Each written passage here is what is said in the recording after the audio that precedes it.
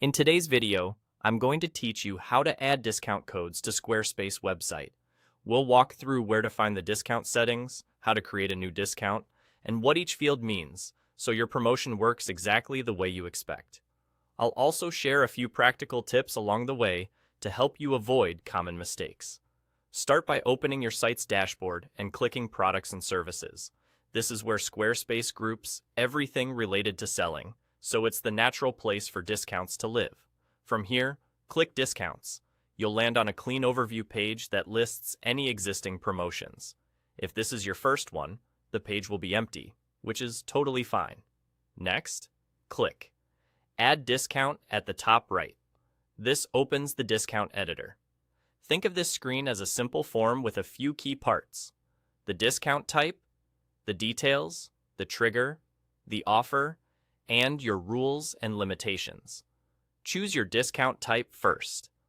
Common options include a percentage off, a fixed amount off, or free shipping. A percentage is great for store-wide sales, while a fixed amount works well for smaller baskets or a specific product.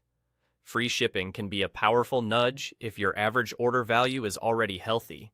Now, fill in the details. Give the discount a clear internal name so you can identify it later, and set the public code if you want customers to enter one at checkout.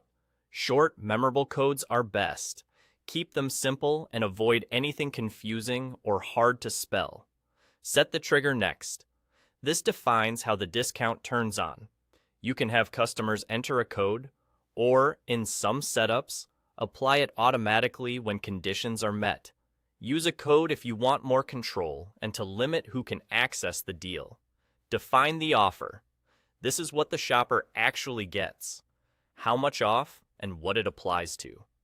If you're targeting certain products or categories, select only those so the discount doesn't accidentally go store-wide. Finally, set your rules and limitations. Add start and end dates to prevent discounts from running longer than intended.